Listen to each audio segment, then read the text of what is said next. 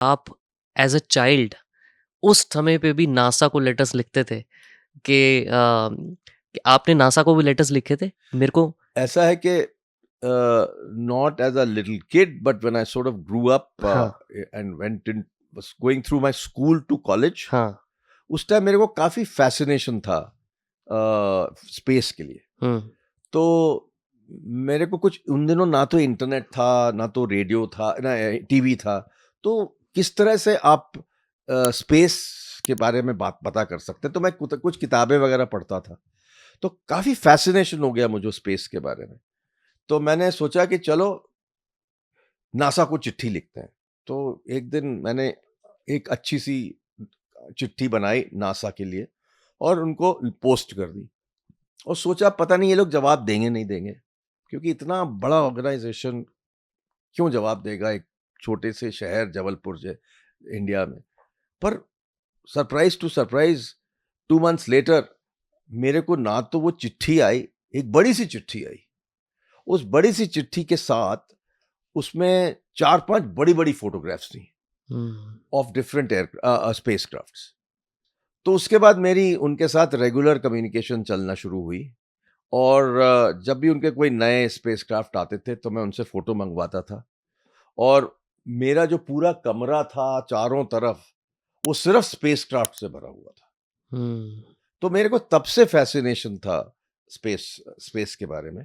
और जब मैंने पढ़ा कि भई अब तो केनेडी ने लॉन्च कर दिया है strategy to land on the moon, तो उन तो जब वो लैंड होने वाले थे, तो उस दिन मैं सोचता था कि कैसे मुझे पता चलेगा कब लैंड कर रहे हैं? तो मैंने पता किया किस टाइम लैंड होने वाली है। हुँ। तो रेडियो पे मैंने वॉइस ऑफ अमेरिका को घुमा-घुमा के फ्रीक्वेंसी सेट करके। सेट करके और सुन लिया कि लैंडेड ऑन द मून। हाँ। सो इससे जो एक्साइटमेंट होती है ना कि भई कुछ रिजल्ट आया, वो हुँ। बहुत मज़ा आया कि भई आर्मस्ट्रांग लैंड कर गया। और इसके बाद अगर आप मेरी पूरी लाइफ़ देखें, मेरी fascination with space has state. हुँ। तो मैंने तो 2-3 स्टार्टअप्स में भी इन्वेस्ट किया है जो स्पेस में हैं। क्या क्या करते हैं वो स्टार्टअप्स? एक स्टार्टअप आया था करीब मेरे पास करीब 15 साल पहले और वो कुछ एक्स इसरो के लोग थे और कुछ दूसरे नॉन इसरो के लोग भी थे उसमें। तो उनको उन उन दिनों एक गूगल का एक प्रोग्राम था हुँ, जिसमें उनको अवार्ड मिलना था $1 मिलियन का। हुँ, और वो उन्होंने चैलेंज जो बनाया था कि अगर आप एक रोवर बनाएं हुँ। और उस रोवर को आप मून पे लैंड करवा दें तो आपको $1 मिलियन मिलेंगे। तो बहुत सारे कंपेटिटर्स वर्ल्ड वाइड रोवर बनाने के चक्कर में पड़ गए। तो ये मेरे पास आए किसी फ्रेंड के थ्रू, उन्होंने बोला कि भाई हम तो रोवर बना रहे हैं और हम इसको मून पे लैंड करना चाहते हैं। मैंने कहा तो बड़ा एक्साइटिंग बात हो गई। तो I gave them 25 lakh rupees. मैंने इन्वेस्ट कर दिया, कह रहे ले जाइए हुँ। और करिए। तो उस तरह से ये कंपनी बनी और उन्होंने रोवर बनाया भी। अच्छा। और जब रोवर बन गया तो वो इसरो के पास गए, भैया इसको लॉन्च कर दीजिए।